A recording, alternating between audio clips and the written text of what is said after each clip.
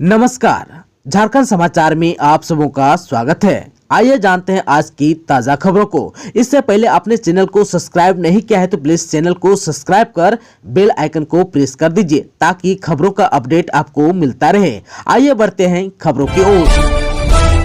हेमंत सोरेन से ईडी फिर करेगी पूछताछ, तैयारी तेज। झारखंड के मुख्यमंत्री हेमंत सोरेन से ईडी दोबारा पूछताछ कर सकती है। ईडी मुख्यमंत्री को समन भेजने की तैयारी कर रही है। सूत्रों से मिल रही जानकारी के अनुसार मुख्यमंत्री को 7 दिसंबर को दोबारा पूछताछ के लिए बुलाया जा सकता है। पूछताछ से पहले मुख्यमंत्री हेमंत सोरेन से जिन कागजातों की मांग की गई है उसे भी जमा करने के लिए कहा गया है। आप सबको बता दूं कि मुख्यमंत्री हेमंत सोरेन से ईडी ने 17 नवंबर को लंबी पूछताछ की थी। लगभग 9 घंटे की पूछताछ में अवैध खनन से जुड़े कई सवाल किए गए थे। विधायक प्रतिनिधि पंकज मिश्रा के संबंध में भी पूछताछ के संबंध में मिले कई अहम सवालों को सीएम के सामने रखा गया था। आप सबको बता दूं कि ईडी से मुख्यमंत्री हेमंत सोरेन ने यह पूछा था कि क्या 2 सालों में 1000 करोड़ का घोटाला संभव है। अब चर्चा यह है कि ईडी मुख्यमंत्री हेमंत सोरेन से दूसरी बार पूछताछ करने के लिए पूरी तरह तैयार है। इस संबंध में समन कभी भी जारी किया जा सकता है। आप सबको बता दूं कि इस बार भी सीएम से पूछताछ के दौरान कई वरिष्ठ अधिकारी साथ मौजूद होंगे। ईडी के रांची स्थित जोनल कार्यालय में सीएम से पूछताछ के दौरान ईडी के संयुक्त निदेशक कपिल राज सहित कई अन्य अधिकारी शामिल थे। पिछली बार सीएम के जवाब के आधार पर नए सवालों की सूची तैयार की गई है जिसे हेमंत सोरेन से पूछा जाना है। आप सबको बता दूं कि साहिबगंज में 1000 करोड़ के अवैध खनन मामले में विधायक प्रतिनिधि पंकज मिश्रा के घर से छापेमारी में एक लिफाफा मिला था। इस लिफाफे को लेकर भी मुख्यमंत्री हेमंत सोरेन से सवाल किया गया था। इस सवाल के जवाब में सीएम ने स्पष्ट जानकारी नहीं दी थी। ईडी ने पहले भी दावा किया था कि इस मामले में उनके पास अहम सबूत है। ईडी ने पीएमएलए कोर्ट में दाखिल चार्जशीट में जिक्र किया कि 2 ब्लैंक चेक पर मुख्यमंत्री के हस्ताक्षर भी थे। अब जो है एक बार फिर जो है मुख्यमंत्री से लंबी पूछताछ की तैयारी है। झारखंड की संपदा को लूटने में लगा आबुआ राज्य का बाबुआ, मुख्यमंत्री अन्नपूर्णा देवी ने कही। झारखंड में अवैध खनन को लेकर ईडी के सवालों का सामना कर चुके मुख्यमंत्री हेमंत सोरेन के खिलाफ भारतीय जनता पार्टी राज्यव्यापी अभियान चला रही है। प्रखंड से लेकर जिला मुख्यालय तक जन आक्रोश रैली निकालकर खनिज संपदा के अवैध खनन और कारोबार को लेकर मुख्यमंत्री पर हमले किए जा रहे हैं। इसी कड़ी में गुरुवार को पलामू जिला मुख्यालय मेदिनीनगर में जन आक्रोश रैली निकाली गई। इसका नेतृत्व करते हुए भाजपा की राष्ट्रीय उपाध्यक्ष केंद्रीय शिक्षा राज्य मंत्री अन्नपूर्णा देवी ने मुख्यमंत्री हेमंत सोरेन पर जोरदार हमला किया। उन्होंने कहा कि आबुआ राज्य का बाबुआ मुख्यमंत्री झारखंड की संपदा को लूटने में लगा है। इतना ही नहीं, मुख्यमंत्री ने कांग्रेस सहित अपने अन्य सहयोगी दल और निजी सहयोगियों को भी लूट की छूट दे रखी है। अन्नपूर्णा देवी ने पलामू डीसी ऑफिस के सामने जन आक्रोश रैली को संबोधित करते हुए कहा कि जब मुख्यमंत्री हेमंत सोरेन के निजी सहयोगी पंकज मिश्रा के पास 1000 करोड़ से अधिक की संपत्ति मिली है तो स्वयं सीएम की संपत्ति का अनुमान लगाया जा सकता है।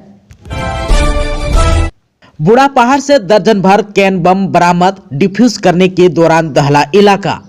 नक्सलियों से मुक्त कराए जाने के बाद बूढ़ा पहाड़ में चलाए जा रहे सर्च अभियान में पुलिस को नक्सलियों द्वारा छोड़कर भागे गए गोला बारूद की बरामदगी को लेकर सफलता का दौर जारी है।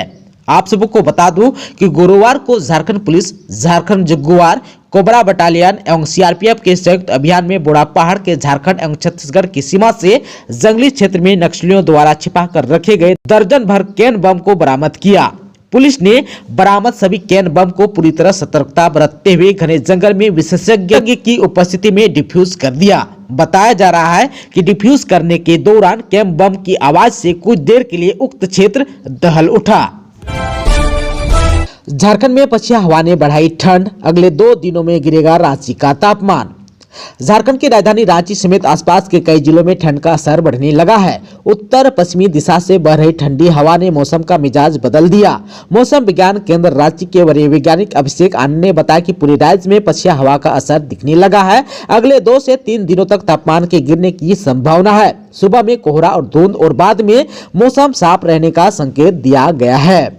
मौसम वैज्ञानिक ने बताया कि पश्चिमी दिशा की हवा कनकनी बढ़ाएगी। उन्होंने बताया कि अभी उत्तरी क्षेत्रों में बर्फबारी और ठंडी हवा के बहने का असर झारखंड में दिखने लगा है। बता दें कि सुबह में कोहरे के कारण और शाम के बाद ठंड का एहसास हो रहा है। वहीं विभाग से मिली रिपोर्ट्स में कहा गया है कि पिछले एक माह के दरमियान झारखंड में तापमान 9.3 डिग्री सेल्सियस तक गिर चुका है। अगले 2-3 दिनों में 2 से 3 डिग्री तक तापमान और गिरने के अनुमान है। रांची में आज यानी कि 26 नवंबर तक न्यूनतम तापमान में 2 डिग्री तक गिरावट के संकेत दिए गए हैं। विधायक सरयू राय ने झारखंड सरकार पर साधा निशाना। विधायक सरयू राय ने नगर पालिका चुनाव को लेकर झारखंड सरकार पर जमकर निशाना साधा। सरयू राय ने कहा कि नगर पालिका चुनाव के साथ सरकार साजिश कर रही है। नगर निकाय का चुनाव रोकने की कोशिश संविधान के प्रावधान के खिलाफ है। सरकार के एक मंत्री अपने परिवार के लाभ के लिए मुख्यमंत्री पर दबाव डालकर यह फैसला लेने के लिए मजबूर कर रहे हैं। यही वजह है कि 2 जगहों पर सरकार ने चुनाव टालने का फैसला लिया है। सरयू राय ने सरकार पर साजिश का आरोप लगाते हुए कहा कि राज्य निर्वाचन आयोग ने सरकार के पास 48 नगर निकायों का चुनाव कराने का प्रस्ताव भेजा। साजिश के तहत सरकार ने 48 में से केवल 46 नगर निकायों में ही चुनाव कराने का प्रस्ताव राज्यपाल को भेज दिया, जिस पर राज्यपाल का अनुमोदन भी प्राप्त हो गया। जिन 2 नगर निगम पर चुनाव के लिए रोक लगी उनमें मानगो नगर निगम और जुगसलाई नगर परिषद का चुनाव कराने का प्रस्ताव राज्यपाल के पास अनुमोदनार्थ नहीं भेजा गया। यह एक बड़ी साजिश है। सरयू राय ने आगे कहा, मुख्यमंत्री श्री हेमंत सोरेन को इसका कारण सार्वजनिक करना चाहिए कि आखिर क्यों इन 2 जगहों पर चुनाव से रोक लगी। कौन सी ऐसी परिस्थिति आ गई कि मानगो और जुगसलाई के निकायों में चुनाव नहीं कराना राज्य सरकार को सही नहीं लगा। सरयू राय ने कहा कि राज्य सरकार के एक मंत्री अपनी पत्नी और अपने भाई को इन निकायों से चुनाव लड़ाना चाह रहे थे, परंतु जिला प्रशासन के प्रयास के बावजूद इनका नाम मानगो नगर निगम की निर्वाचन सूची में प्रकाशित नहीं हो पाया। इस कारण ये लोग न तो वहां से चुनाव लड़ सकते थे और न ही मतदान कर सकते थे। सरकार इस वजह से इन 2 जगहों पर चुनाव नहीं करा रही है ताकि इस कमी को दूर किया जा सके, जिसके बाद इनके प्रतिनिधित्व में आसानी होगी, फिर चुनाव का ऐलान किया जा सकेगा।